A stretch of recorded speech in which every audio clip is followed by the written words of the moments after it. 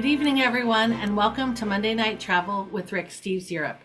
I'm Lisa Friend, and I'm delighted to be your host and moderator this evening as we explore the capital of the Emerald Isle, Dublin.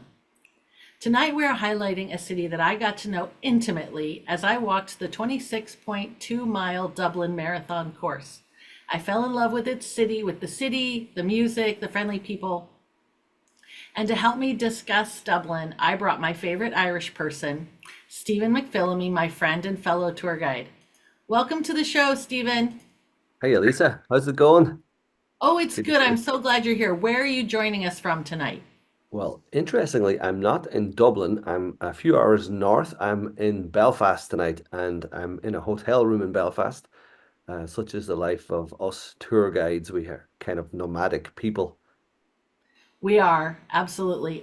So to help the viewers understand, you are my friend and fellow tour guide. So we met in 2001 when you came to the Guide Summit, our big guide meeting in Edmonds, and you were wearing your Aran Island sweater, of which I have a version in gray in honor of you tonight. And I know it was our shared love of Irish music that started our friendship. Do you remember anything in particular about that? Absolutely. Well, I remember you gave me a nice ride over the big famous bridge there in Seattle, and we went down to Kells Irish pub downtown, and uh, I remember them inviting me up on the stage to sing a few songs. So that was always a nice memory. And now I found out that you have an album that people can see they can download it on Spotify. Aye, well, I did a wee album during the lockdown. I wouldn't say album, more like a CD or so on, but just I call it songs for the road, just nice ballads that I would sing on tour buses when we're driving around the four corners of Ireland. Well, I think that's great, but I do have a small bone to pick because you don't have the song The Fields of Athenry that we sang together at Rick's house. Yeah, I'll have that on my next album. Okay, are you ready to start this show? Absolutely. All right. So before we get to the content tonight, I wanted to point out to our viewers that I'm so grateful you're here. Thank you. That we got your survey results and you asked for more original content. So we can only do so much. But I did ask Stephen to film a little something, and I want to be able to utilize Stephen's expertise in giving us more information. So there will be a lot of talking on this show tonight. And first of all, my first question to you, Stephen, is we're talking about Dublin, the capital of Ireland, but can you place Dublin in the context of Ireland for our viewers? Yeah, well, first and foremost, Dublin is our proud capital city. It's in the east of Ireland, in case you've never been. Anybody listening, it's on the east coast. It's in the center of the part of the east coast of Ireland. Very historic city.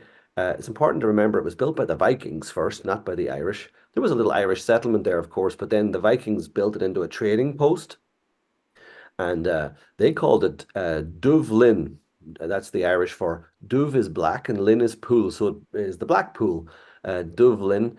Although in Irish we actually refer to it these days as Baile Ag Clia. Um, but it was built by the Vikings, and then the Normans came, and then the English came, and people have been coming since ever since. So it's a very historic city, very proud city, and I really can't imagine Ireland without Dublin. Well, let's hear what Rick has to say about it. Dublin was founded here on the River Liffey in the 9th century as a Viking trading settlement. It grew to become a centre of wealth and commerce, second only to London in the British Empire. Dublin was the most English of Ireland's cities. It was an outpost of Englishness when the rest of the island was rural, Catholic, and very Irish.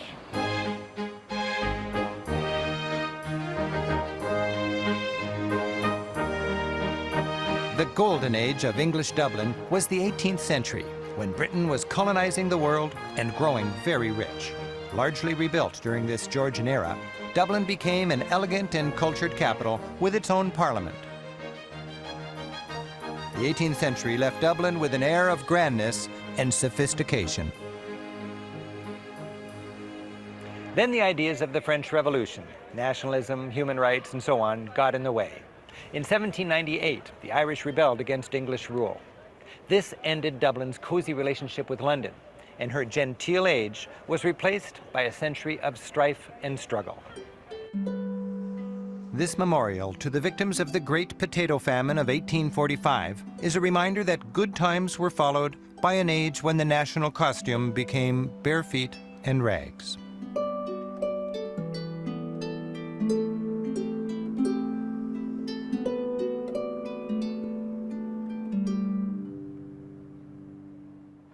In the 19th century, with the Great Hunger, the closing of the Irish Parliament, and several uprisings for independence, the Irish were treated and felt more like an English colony than a partner. The tension culminated in the 1920s with a successful war for independence, followed immediately by a tragic civil war. Finally, Dublin, its once elegant streets in ruins, emerged as the capital of the only former colony within Europe. While patriotic statues keep memories of Ireland's long fight for independence alive, it's boom time now. Rather than exporting labor, for the first time, Ireland is actually importing workers.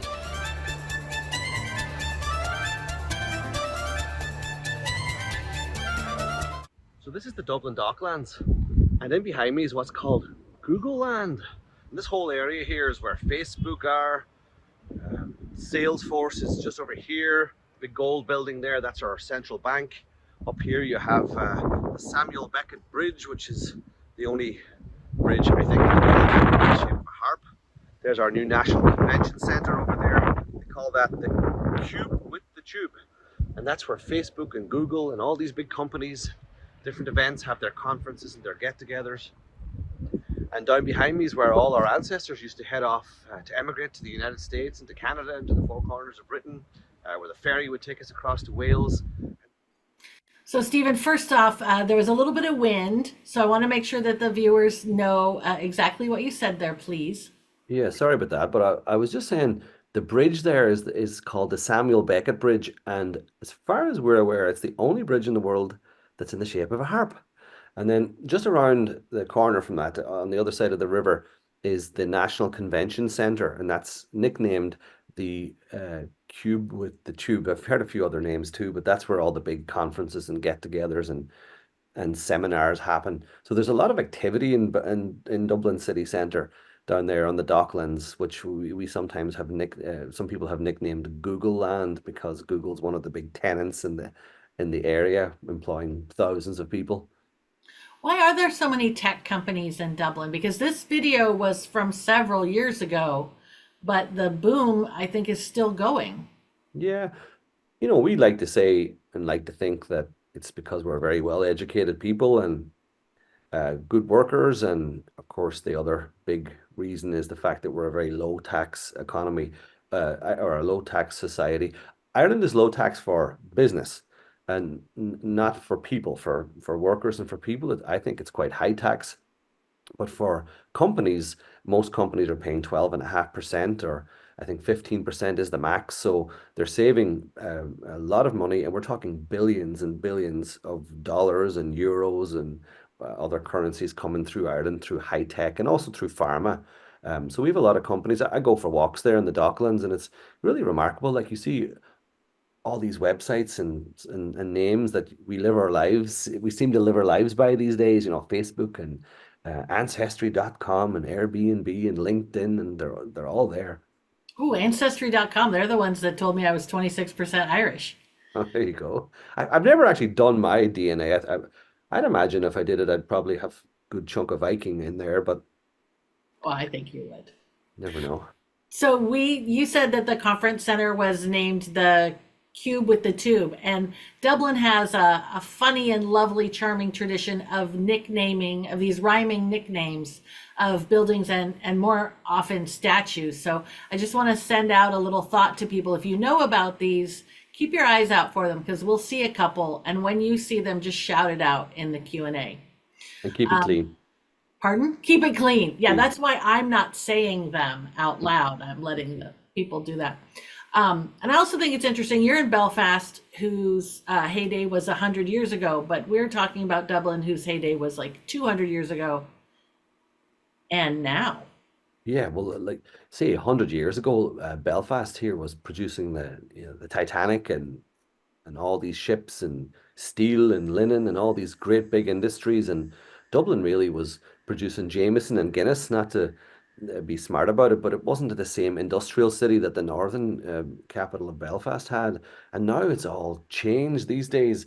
Pharmaceuticals and high tech, all the new modern businesses and industries that we're living our lives by have all come to Dublin, and Dublin is now a booming economy, a booming capital. Of course, there are big problems as well, like every big city, but Dublin has quite a problem with homelessness, and there's a home housing crisis. It's very hard for people to find houses to rent or to buy, and then even if they do find them, it's very expensive. Well, we have some more to talk about that. So let's go back to the video and then we will pop on and talk about that some more. Grafton Street is the place to feel the new energy of Dublin. Once filled with noisy traffic, today this is a fun people zone lined with cafes, pubs, and shopping temptations. Grafton Street leads to St. Stephen's Green. On a sunny afternoon, this lush city park is an inviting world apart from the big city. Once a place for public whippings and hangings, today it's a cheery lunchtime escape for Dubliners. St. Stephen's Green was enclosed in 1664 and gradually surrounded with fine Georgian buildings. Today, 19th century Dublin appears as Georgian as any city in Britain. Georgian, the English term for neoclassical, is named for the English kings of that era. Things were stately, uniform, and symmetrical. The streets are grid plan, with vistas built in. The only hint of playfulness comes from the fun colors. Locals say that after an English royal died, they were told to paint all the doors black in mourning. This sent the naughty Irish directly to the paint store. To venture behind all these fancy facades, visit number 29, Lower Fitzwilliam Street. Admission to this Dublin home from 1790, now a museum, comes with tours, giving an intimate glimpse at the elegance of Georgian life. The word drawing room is short for withdrawing room. So these are the rooms to which the family withdrew when they had finished dining downstairs. Very often, near a fireplace, they had a pole screen, and this is a pole screen here, and it was used to shade people's faces from the heat of the fire because they used heavy wax base to make up, and that might run or melt close to the fire. The tour also shows the bedrooms and dressing rooms of this typical, well-to-do Georgian family.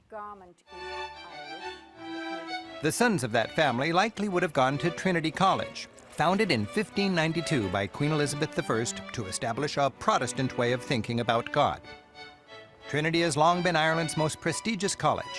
While the student body was originally limited to rich Protestant males, today many of its students are women and Catholic.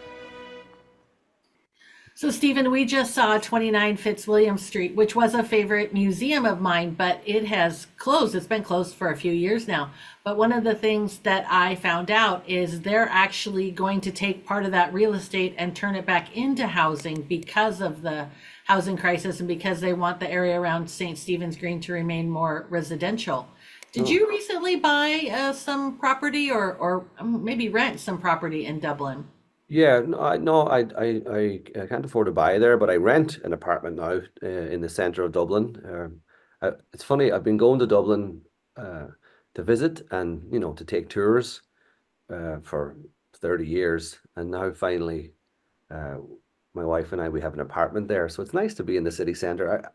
I always feel that Dublin is everybody's city in Ireland, even though, many of us are, of course, not born and raised there, but huge amount of people who live in Dublin were not born and raised there, but we still feel it as our home. So I'm really enjoying it there. But it's very difficult, certainly, to find housing. I didn't know that museum now might be housing people in future. That's quite an interesting development there. In recent years, there's so many new workers coming into the country, but also There is also a lot of refugees. We have 100,000 Ukrainian refugees now in Republic of Ireland. They're not necessarily all in Dublin, but a good chunk of them would be in Dublin. And then you have other refugees and asylum seekers. And of course, when new people like that come into the country, not everybody is happy about it. It would be amiss of me to say that we're all welcoming and tolerant of that situation, because there's quite a few protests in recent months starting to get a little bit of traction, and so there's some people who are not happy about it, but so people who are looking to buy a house or rent a house, they're competing with Facebook workers, and they're competing with people who have their properties on Airbnb, and they're competing with Ukrainian refugees, and there's just such a big, broad mix. So it's certainly very hard to find a place. I decided to rent in Dublin because I was spending so much on hotel rooms. I'd be going to Dublin a lot for business and to take tours from there. And the hotel rooms just got so expensive recently. Not always and not everywhere, but at the start of the summer, I heard that Taylor Swift was coming to Dublin. So I realized it doesn't matter if the hotel rooms are what price they are, they're just not even going to exist because everything was booked out for miles. So we figured we'd rent a place rather, and it balanced out over cost wise over the year. It was just as cost effective to rent as to go and pay for hotel rooms all the time. And Dublin has so many special events. There was just an American college football game in town this past weekend, right? Yeah, Georgia State were playing, Georgia Tech were playing Florida State and beat them.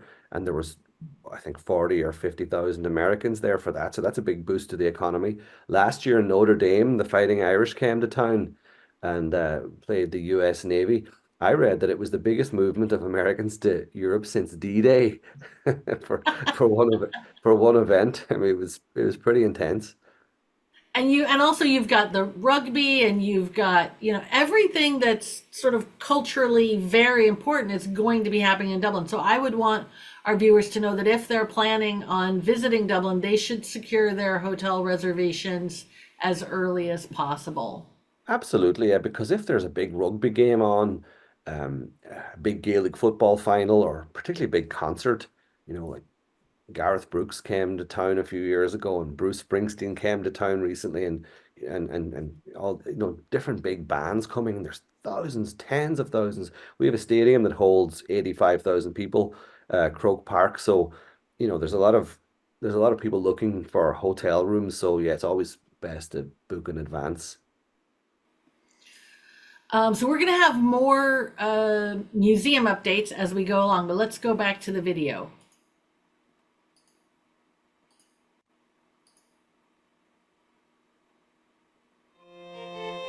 For tourists, the big draw on campus is a museum containing the precious Book of Kells, a monk-made set of the 4 Gospels from about the year 800. Before you view the original, a first-class exhibit prepares you by putting this 680-page illuminated manuscript in its historical and cultural context.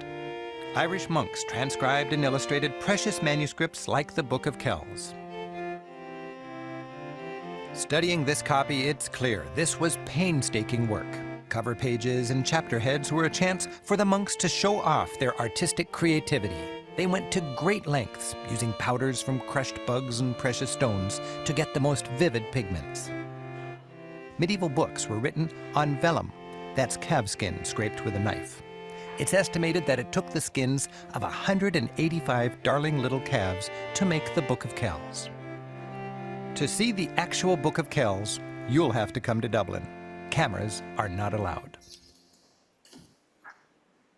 Upstairs, Trinity's old library is stacked to its towering ceiling with 200,000 of the library's oldest books. Here you'll find a rare original edition of the Proclamation of the Independent Irish Republic. Starting the Easter Rising in 1916, a rebel leader read these stirring and inclusive words. Irish men and Irish women, in the name of God and of the dead generations from which she receives her old tradition of nationhood, Ireland, through us, summons her children to her flag and strikes for freedom. Each of the 7 signatories were arrested and then executed in a nearby prison, now a national memorial that we'll visit later. The library holds another national icon, Ireland's oldest surviving harp from the 15th century. This harp is featured on the back of the Irish euro coin. While the euro, adopted in 2002, is the accepted currency throughout the countries of Euroland, each country customizes the flip side with its own national symbol. So, Stephen, you were going to give us an update on what's going on at the Book of Kells and Trinity Library. Aye, so the library at the Book of Kells, which is one of the most spectacular in the world, they're cleaning all the books at the moment. So that's a big project, as you can imagine. It's going to take several years. So the library is empty of books right now. So you can still see the majestic Book of Kells, of course, but to compensate now, Trinity College have created this brilliant Book of Kells experience outside the library in a new kind of funky modern building where the whole Book of Kells comes to life through audio visual technology, and it's pretty nice actually. I really enjoyed it. I've been there a few times over the summer already, and I got really good feedback from tour members. Can you still see the harp? You can still see the harp, yeah. It's called Brian Boru's harp. He was one of our great kings, particularly famous because he beat the Vikings at the Battle of Clontarf, just outside Dublin in 1014. And unfortunately for us, he was killed after the battle. So our greatest king's victory was less than one day. But all his descendants are the O'Briens, the descendants of Brian. But we were always told that was his harp. But then some smart person decided to carbon date the harp, and we found out it was from, I think, the 15th century. So poor Brian died in 1014, so that really doesn't add up. But it's the same harp that's on the back of the coins there, but it's also the same harp that's on the Guinness. I have an example right here. So it's interesting that a corporation like Guinness has been going since 1759. On every can of Guinness or bottle of Guinness in the world, it says 1759, which is when Arthur Guinness started making it. And it's interesting that the business or the company of Guinness is older than the Irish state, because the Irish state's only going since 1922. And they had the copyright of, I think, of the harp. So the Guinness harp goes one way and the Irish government's official seal, official emblem goes the other direction. But I think we're also the only country in the world that has that musical symbol as our official emblem. Musical instrument as our official symbol. So are you drinking some Guinness right now? I've had a few sips of this nice Guinness stout here, but I've been drinking some William Butler Yeats water actually, just to maybe I'm getting old or something, but just to keep me fresh for the morning. Well, it is the middle of the night. I, though, am drinking cider, which is my drink of choice, and I can prove that to people because I have this picture of us, me drinking cider and you drinking Guinness. So cheers. Sláinte. We've had some great meetings in Dublin over the years. And I'm also enjoying a little bit of Irish cheddar, if people can see that. So that is, I don't always do food and drink, but I figured it was so much a part of what I love about Ireland that it was worthwhile for that. We have had some nice meetings in Dublin. We've been very lucky over the years. So I wanted to talk about Trinity, and you've given us the update on that, and I thank you. But I want to know, what are some other things that maybe are a little bit newer and fresher than this video shows? And I have a picture. This is something we were talking about, and I have a few pictures of this. So go ahead and explain to us what the Jeanie Johnston is. Yeah, so the Jeanie Johnston is a replica. It's not the original, but it's a replica of a coffin ship, which was the type of boat that would sail from Dublin and Cork or Tralee or Derry to bring people off to the four corners of America during the famine. And many people died on board, so that's why they're called coffin ships. But that one is particularly interesting because nobody ever died on board. I'm pretty sure that boat, the Jeanie Johnston, the original, made 15 crossings. People always say it made 15 crossings to America, but to elaborate, it actually made 15 crossings to North America because at least 10 of those journeys were actually to Quebec City in Canada. and it went to Baltimore as well. But it was a smaller boat, and it had very conscientious captain and good crew, and nobody ever died on any of those 15 crossings over to North America with hungry, um, starving Irish emigrants. So it's now opened as a museum. Um, it's right beside a museum called Epic, which is also new. And Epic is doing really well. It's won World Museum of the Year or something like that several times, or maybe European Museum of the Year. But aside from all the awards, I just hear really good feedback from tour members and tour guests who have been there, and um, particularly those who have Irish ancestry, but also people who don't have Irish ancestry and want to go and find out more about where the Irish have been. Because we didn't just go to America, we went to Quebec, we went to Australia, went to the four corners of Britain. We've been all over the world, and Epic is a really good Irish emigration museum for people who have Irish ancestry or people who would just like to get to know the story of Ireland and the Irish people better. Are there any like genealogical resources available in that museum, or is it purely a museum? No, they do have genealogists on site. However, another great resource for that is up in the National Library in Dublin. If people were going to research their ancestors, it's always better to have it done in advance and make an appointment, have it started in advance, not just rock up there and say, my great great grandfather was from here, tell me all about him. You'd really want to have your as much paperwork as possible and make an appointment with some of the trained genealogists on site there. But Epic might be able to help you there also. Oh, this is the one place that we're talking about that I haven't gone because my children dragged me to the Wax Museum in Dublin instead. So, but we're not talking about them tonight, or we'd see pictures of them in the fake stocks in front of the museum. So let us continue on with another museum, which I know that you've had a lot of fun with over the years. The strength of Irish culture is particularly evident. Oh, that was you in that picture, right? That was me back in the day, yeah. With your Aaron almost, Irish sweater on. almost didn't recognize myself there. God. And in the country's love for its national sports. The Gaelic Athletic Association tells why. The GAA was founded in the 19th century as an expression of an Irish cultural awakening.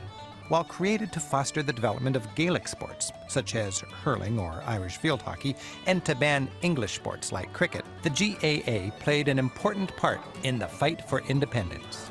Hurling matches are on Sundays, and actually seeing one surrounded by incredibly spirited Irish fans is a memorable experience. But you can relive the greatest moments in hurling history here any day of the week. Hurling, like airborne hockey with no injury timeouts, has long been recognized as an Irish national pastime. After a peek at Ireland's top pitch, you can pick up a stick and give the game a whirl.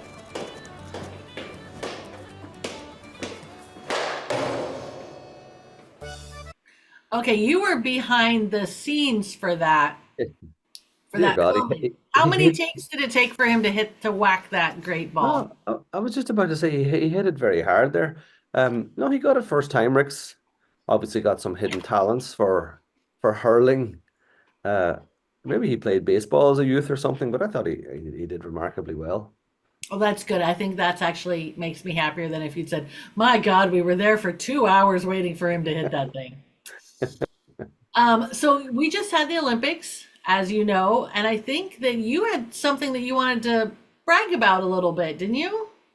Yes, because for the first time now, we're winning medals, a lot of medals, but also we're winning medals across a wide variety of different sports.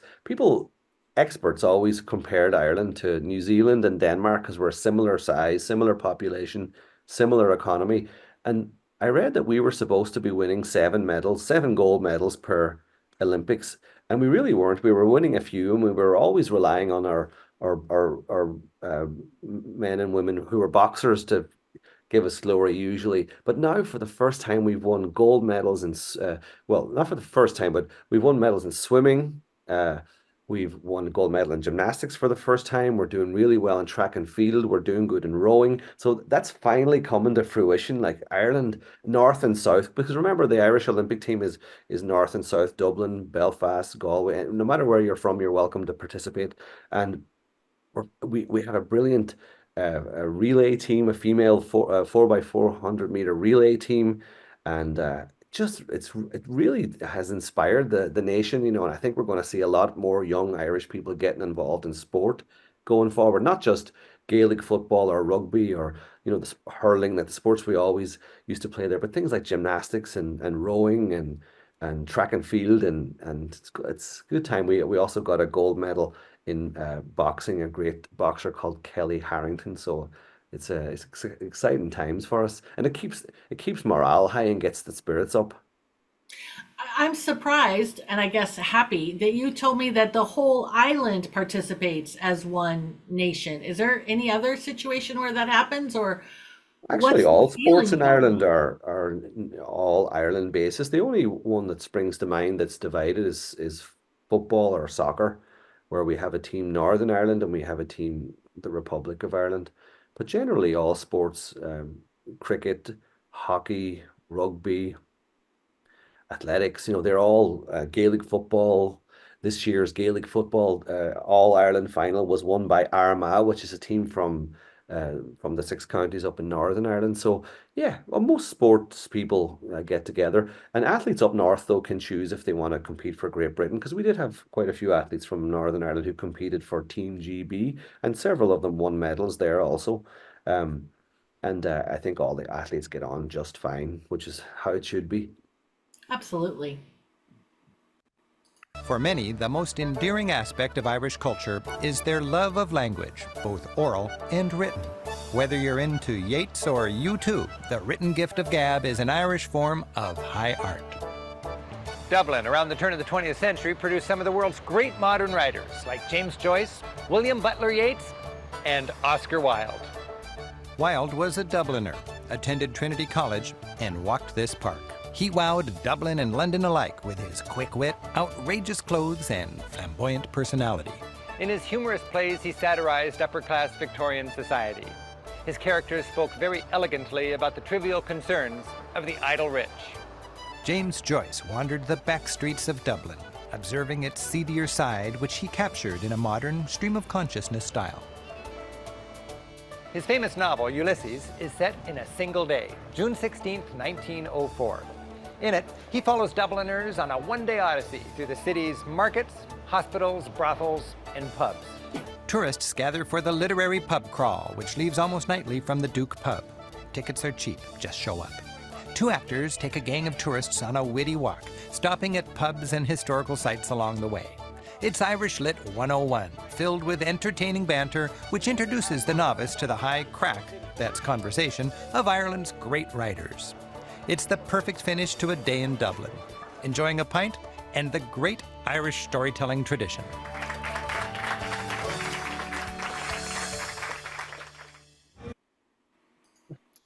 That's brilliant. That tour must be going for 20 or 25 years. I mean, I think it's a top Wow. site. I think of the two walking tours in Dublin that everyone should see would be this one, the literary one, and the historical one that leaves from Trinity College. Oh yes, yeah, excellent. Quite a lot of other tours have popped up now too. I think there's even a specific 1916, or I know there's a specific 1916 walking tour, and there's food tours, and it's a lot of good choice there for people these days. Would you have a recommendation for a food tour? No, I haven't actually done any specifically myself. You know, I just like to go out to restaurants and pick them myself. But I'm sure. Oh, you have. There you go. I don't know. I don't know where We'll this both is we'll both live. refer to the Bible here. It's Um, 600 pages of fantastic information. Food tours, page 48. So, yeah, there's Brilliant. that. Yeah. But I've heard some really good feedback of the food tours and all the other variety of tours. And there's tours now, walking tours of Dublin in Spanish, walking tours of Dublin in Portuguese. It's loads of stuff happening there in terms of creativity on the walking tour, the food tours, the music tours. That surprises me. Portuguese, do you get a lot of visitors from Portugal? No, but we have 50,000 Brazilians living in town, so that's one of which I'm married to, so I have to give that a good mention, that proud community. The Brazilians are mostly in Ireland because we allow them to learn well, they come to learn English, but we allow them to work while they're learning English. They could go to the UK, but there's restrictions there on how they can work. And most of them maybe wouldn't be able to afford to go there if they're not able to work. So they can work 20 hours per week in Dublin, and the center of Dublin is packed with Brazilians. It's like little Sao Paulo at times in certain areas. Well, so one of the things that I think of when I think of Dublin or Ireland for that example is pubs. And we promised that we would discuss some pub etiquette. So before we show our video on pubs, what are some do's and don'ts in a pub for people?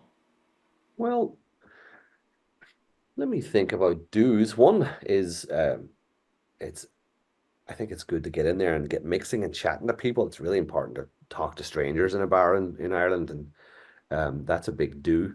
Uh, you'll find a lot of visitors, particularly from the United States, are looking to have a table and expect some table service. But remember, that won't always happen. So it's kind of recommended to go up to the bar and order the drink yourself. The real old authentic Dublin pubs won't have music, won't have TVs, won't have food, won't have Wi-Fi sometimes, and they're just nice old temples of socializing where people sit and chat to their friends and they'll talk to the person beside them. I can think of many old bars like the Palace Bar, Keogh's, the Oval Bar where we went for a drink before, Mulligan's pub over there on Poolbeg Street, and these are old school pubs, and sometimes visitors will walk in and they think, oh, there's no music, there's no food, there's no sport on the TV, there's no TV with sport, so let's turn and walk out and go to Temple Bar, you know. So I think just they should give them a second chance, give them a little bit more time, and those authentic old school Dublin pubs really will come to the fore. It'll be very rewarding. Temples of socializing. I love that. That's so true. Now, I know as a woman that I want to be careful about what the signals that I send out are, but I feel like in a pub in Dublin, I can talk to anybody and not be sending out the wrong signals. But I find that if I'm sitting at a table, nobody will come and talk to me. But if I stand at the bar and just make one remark to somebody, then that'll just say I'm open for socializing and I want to get to know people. Absolutely. I think you'll have plenty of good crack up at the bar and good, genuine, friendly crowds, and I don't think anybody would have any problems. So the first clip that we're going to show is a bar that I found out we both know and love, even though we've never been there together. And the first little bit shows the outside, and that is absolutely how you find a pub with live music, is you just listen with your ears and wander the street. And then after we show this clip, let's talk a little bit about Temple Bar, because I think that needs to be explored a little bit more.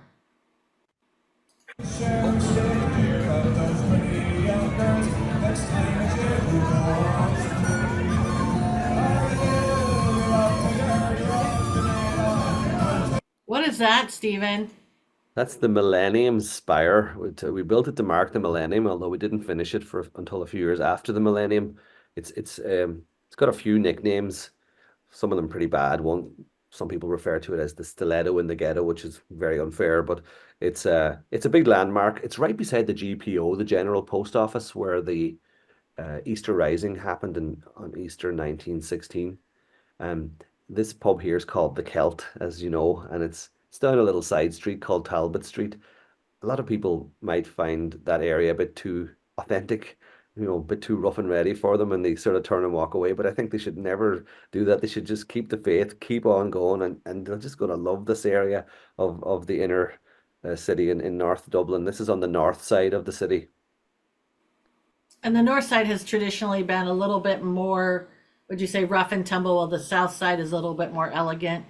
Yeah, that's the general perception. And and around this area now, a lot of new Irish are moving in there, a lot of immigrants, a lot of refugees, a lot of Irish people who are this is some of the traditionally the areas were quite socially deprived around there. You'll see some homeless people. You'll hear the F word being shouted across the street occasionally, but nothing really to worry about. It's just a bit. I think it's very authentic actually. And I think visitors would really enjoy this general area around. It's really gritty part of Dublin, good traditional part of the city. Well, let's You take a know, at peek the same time, you inside. don't want to be at the same time you don't want to be naive in inner city Dublin, in the center of Dublin. Like you don't want to be flashing too much wealth or anything. Or if there would be pickpockets around. I've never really had any personal experience of them, but I do hear some stories. So it's always good not to be naive and always to be aware of your own personal security. You want to take a peek inside? Absolutely.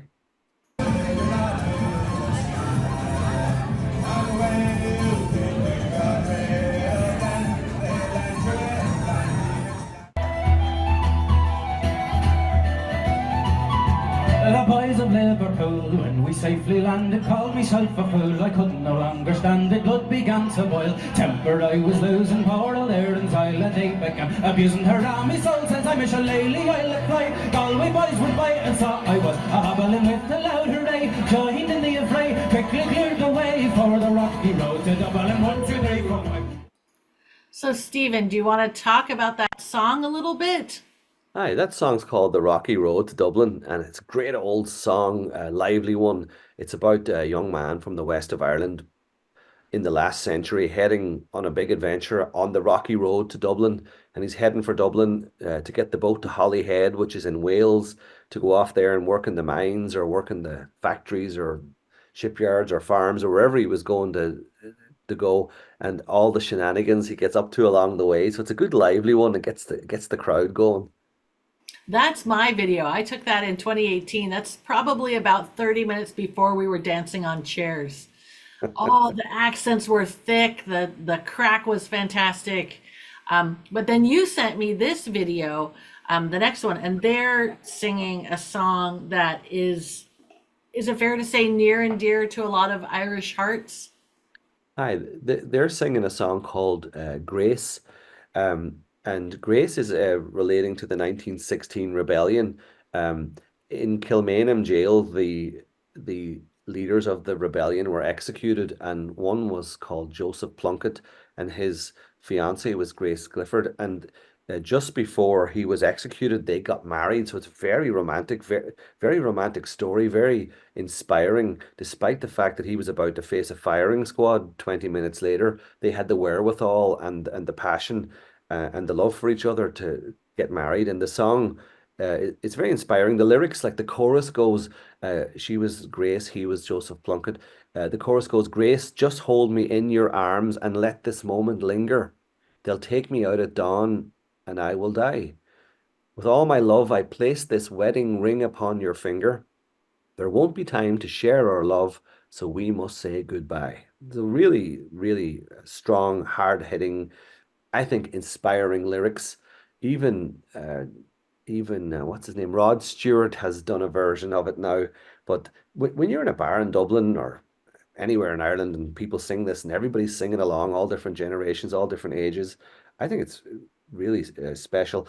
I really would advise people who are coming to Ireland to try and learn the lyrics of a few songs, because these songs, if you don't understand the accent of the singer, if there's noise in the background in the pub, if you don't know what's been sung, all you're hearing is the mumble or the music.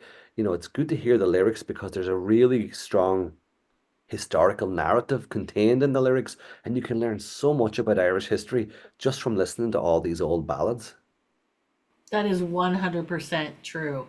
We're gonna show Kilmainham Gaol in the next clip, but I remember that I made my kids listen to the song Grace over and over and over again before I took them to Dublin, because without that context, it wasn't going to mean as much. And I just think that is something that is so unique to Ireland, that you have this vocal musical history available to you. I just think it's fantastic. So Nice. right. And yes, the hairs on the back of my neck did stand up while you were telling about the Oh, Grace, just hold me in your arms and let this moment linger. They take me out at dawn until we're bound and love, place this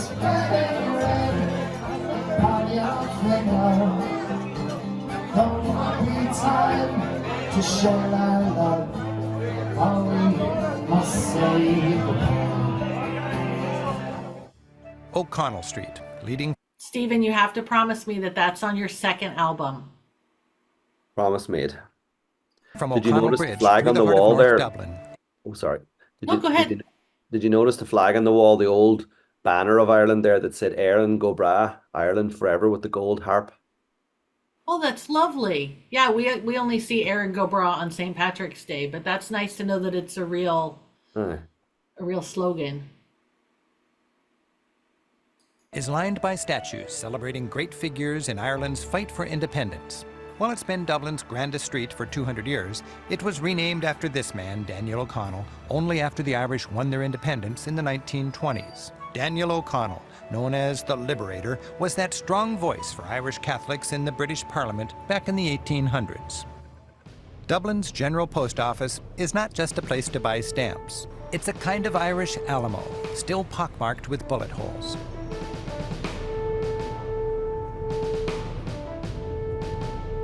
Murals inside tell its story. It was from here that Patrick Pearse read the Proclamation of Irish Independence in 1916, the one we saw earlier. This kicked off the Easter Rising, which ultimately led to Ireland's independence from British rule. This was the rebel headquarters and scene of a 5-day bloody siege that followed that proclamation. After 300 were killed and the rebel leaders realized that no national uprising would follow theirs, they surrendered. Well, they had little public support at first. After the British tried and executed the leaders, public sympathy rose and they became martyrs. This stirred the public. British control began collapsing, and by 1921, Ireland was independent.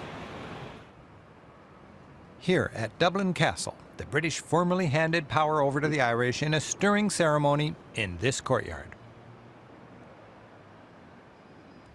It was from here that the Viceroy enforced the will of British royalty. This place was the much feared and disdained seat of British rule in Ireland for 700 years.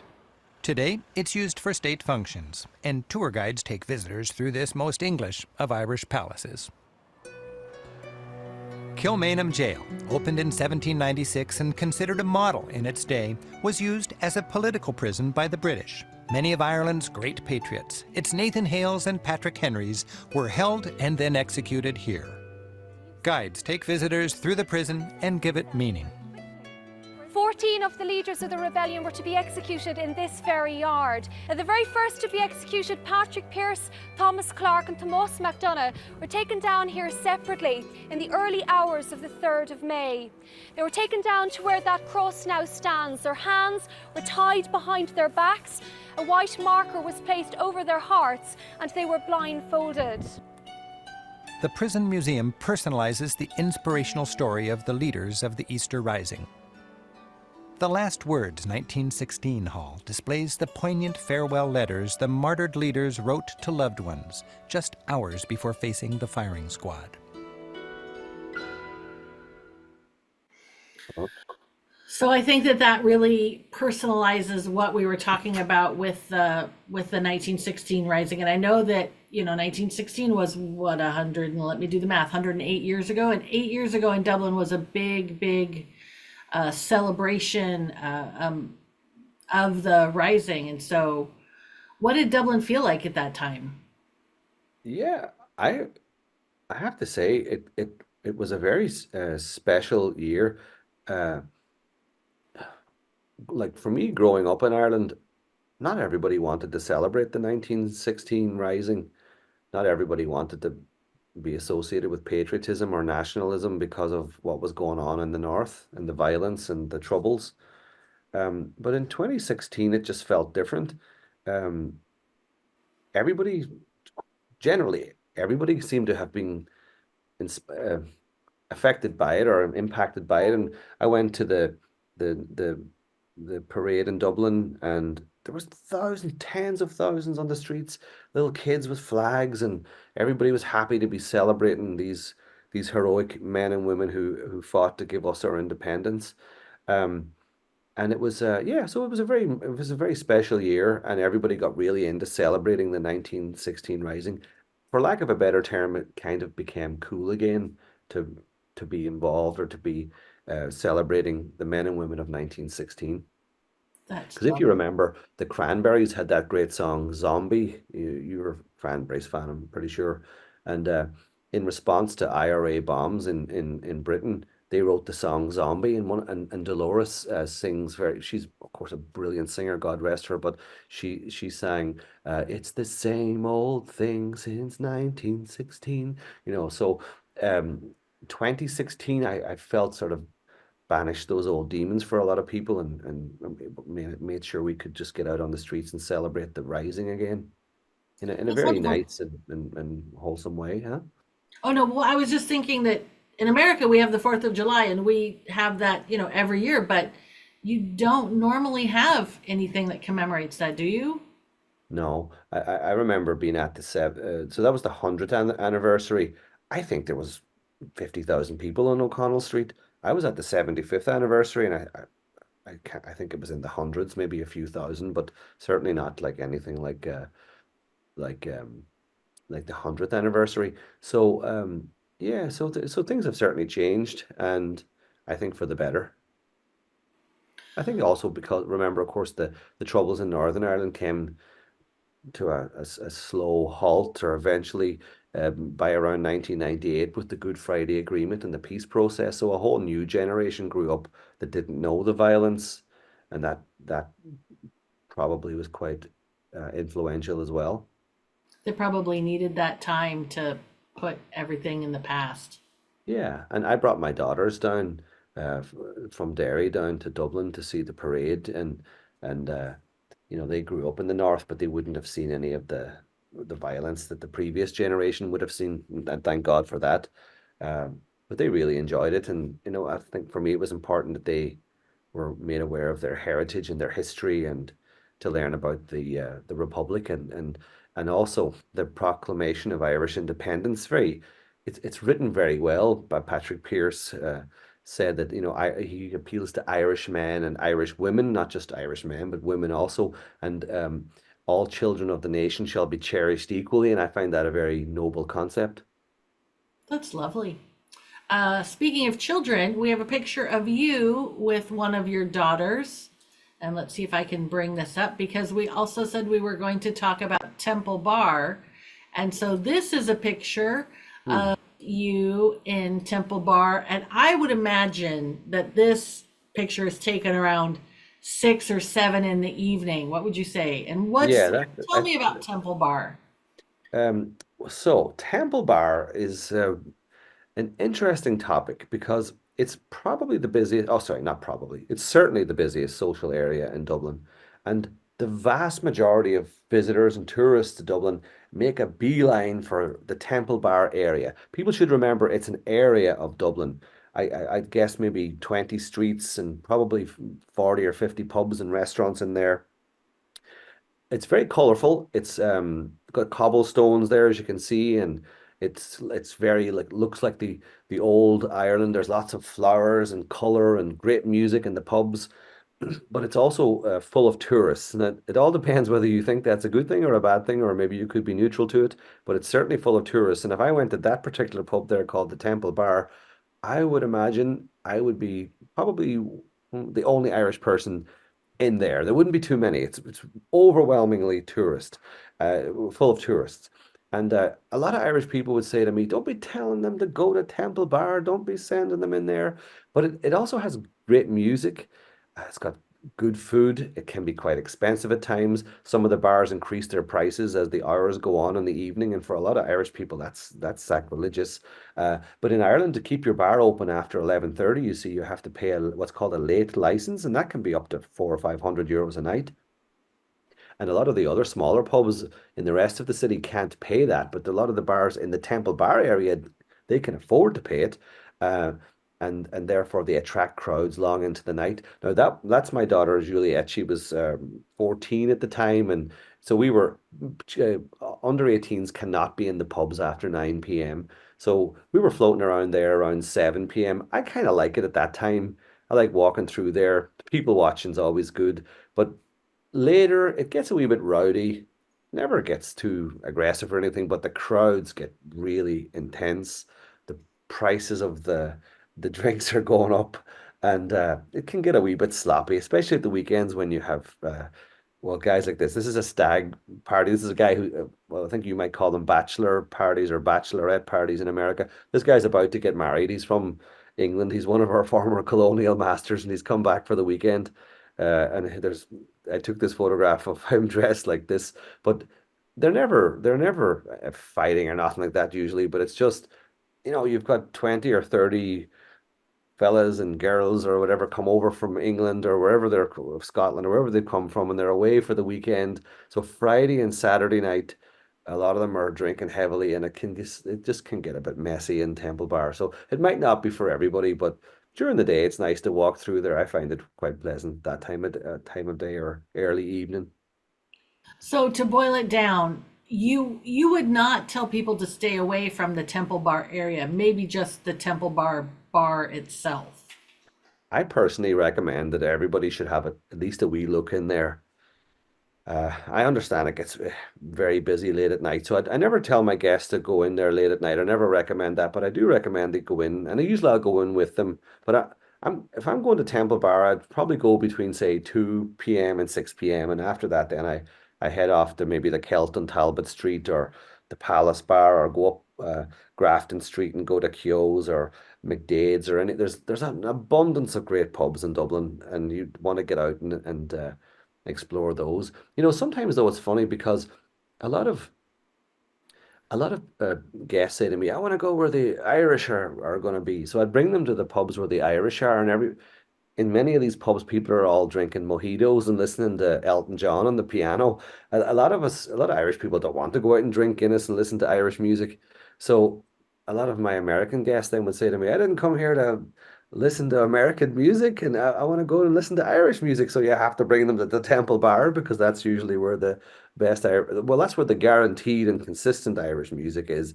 Remember, that's important too, because you don't want to bring them somewhere where the music may or may not be happening. But yeah, so I wouldn't say I'm a fan of Temple Bar, but I do think it's an important part of Dublin's cultural life, and people should just take it for what it is and don't take it too seriously. But certainly the tourists seem to love it, most of them.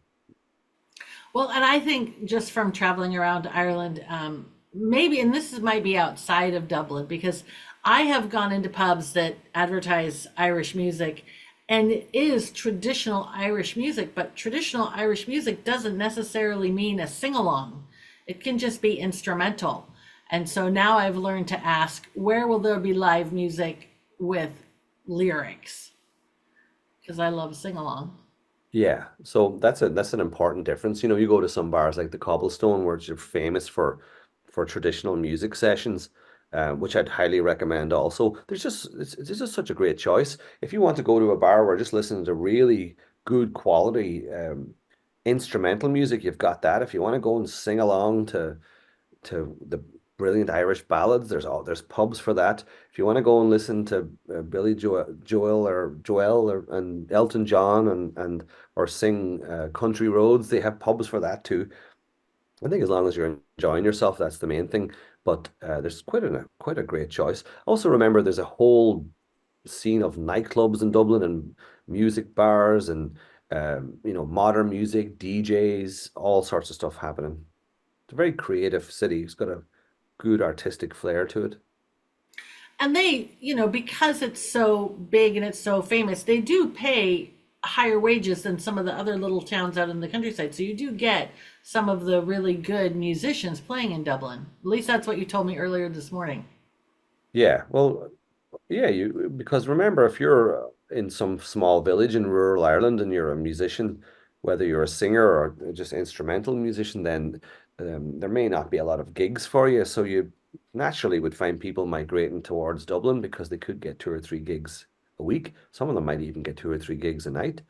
And they'd be in high demand, especially post-pandemic now. So I think, yeah, there's really that's really true. I think that, a lot of them are moving into Dublin because that's where the market is. That's where the tourists are as well. Don't Okay, forget, Irish people like going out in Dublin also. So finish that thought, because I interrupted you. No, I'm just saying, just remember, the center of Dublin's got a lot of Irish people going out for music as well. So there's real good market for live music, whether it be rock music or traditional music, all sorts. And many of our ethnic minorities now, and what we call New Irish, they've got their music going on. They have their cafes, their bars, as well. So there's plenty happening. Okay, before we get to some questions from the audience, even though I've been peppering some of those in, the word from our sponsor tonight is this fabulous book, Ireland by Rick Steves.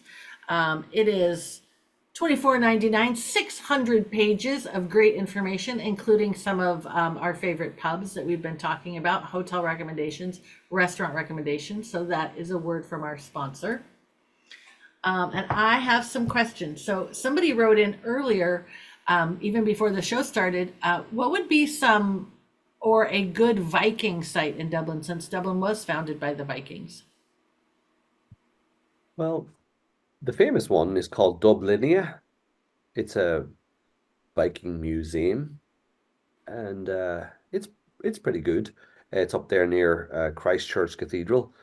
If you're a fan of Vikings in general, you should head for the National Museum over there in Kildare Street, and the National Museum has some brilliant artifacts, swords, and they even have the skeleton of a big Viking warrior that was buried in the street underneath the streets of Dublin. Really, really good. If you're into Vikings, I'd highly recommend going to see the National Museum and learning about the Battle of Clontarf, where we beat the Vikings. I have a good friend in South Boston who's very Irish American. Sometimes thinks he's more Irish than the Irish. And he did his Ancestry.com test. You were talking about that. And he had a meltdown because it showed he was 50% Scandinavian. And he was like, I shouldn't be Scandinavian. And I said, for God's sake, you idiot, half of Dublin's probably Scandinavian. It doesn't mean you're from Scandinavia. It means your ancestors were probably Dublin Vikings who were forced to convert to Christianity after the Battle of Clontarf in 1014, but never left. They stayed. Fantastic. Let's see. Susan asked, are there smoking sections in Irish pubs? No, smoking is illegal in Irish pubs these days. It's banned.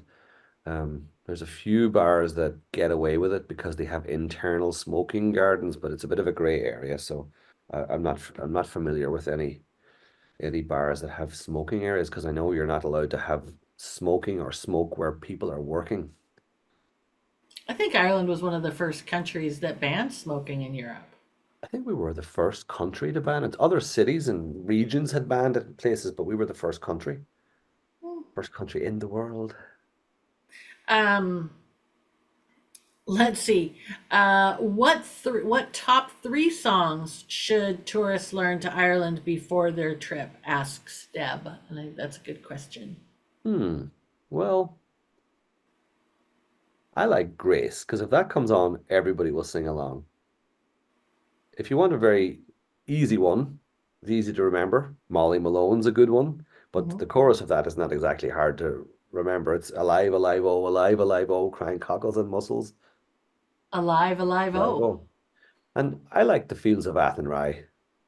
I'm a bit of a traditionalist when it comes to those types of songs, but I like that. I also like I Wish I Was Back Home in Derry because of my connections in that historic city.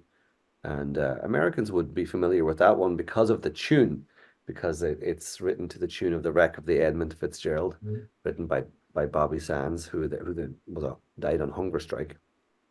God rest him. And that was the I Wish I Was Back Home in Derry, Molly Malone, Fields of Athenry, and maybe Grace. But there's thousands and thousands of songs that people could learn. So a couple people asked about day trips from Dublin, maybe south to the Wicklow Mountains or north. Do you have a couple of top day trips from Dublin you'd recommend? Yeah, I mean, there's so many companies now offering day trips. I would like the idea of a day trip that's not too long, so maybe going to Glendalough, where Braveheart was filmed and the Vikings was filmed out there, the beautiful monastery of St. Kevin. A lot of people, when they go to Glendalough, it's only an hour like from Dublin, city centre. People would include Paris Court Gardens. Have you ever been out there? It's I love it. beautiful, beautiful, big stately home with the mansion with these beautiful ornate gardens. So Glendalough and Paris Court. So that's often referred to as the Wicklow Mountains Day Tour. A lot of people go up to Belfast and Giant's Causeway from Dublin. That's certainly doable and very popular. And another That would be popular, long though. it's long, but the roads are good, and it's yeah, but it's certainly long. And also the Cliffs of Moher. For a lot of younger people, it's kind of hard because getting there by public transport is not all that practical. And it's hard to rent cars if you're a certain age, under 25. It can be very restrictive because of insurance and all that. So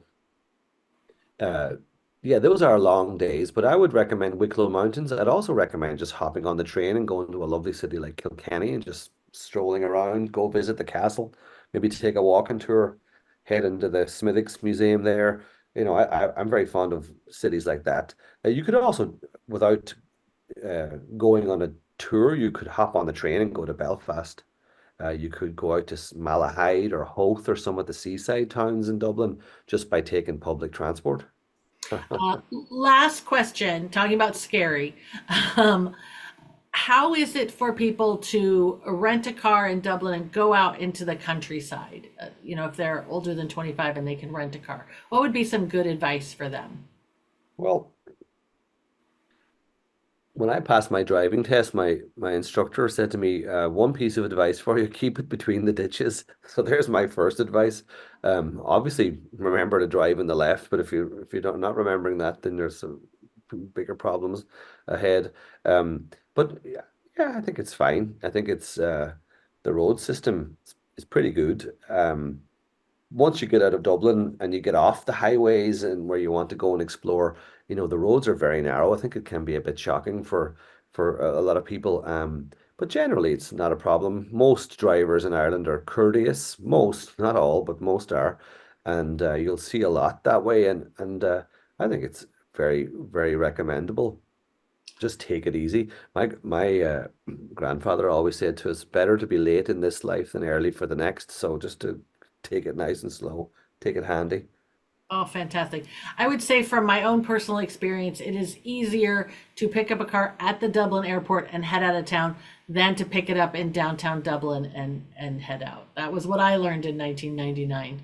Yeah, that would be smart. And even sometimes people will fly into Dublin, take a taxi or a bus down into the city centre. There's no train, but you can take the taxi or bus down, enjoy Dublin for a few days, and then head back up to the airport again and take a car from there and head out into the countryside that way. I think that's a great idea. Stephen, thank you so much for being with us tonight. I could not be more delighted to have a true Irish expert on the show with us tonight to talk about Dublin.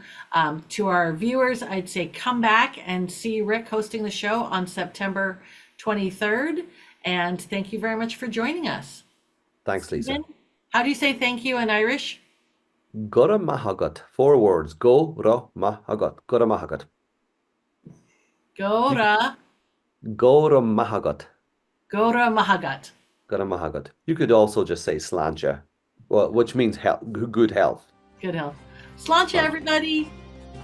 Slán go fáil. Slán go fáil. Goodbye for now. Slán go fáil. Slán go fáil.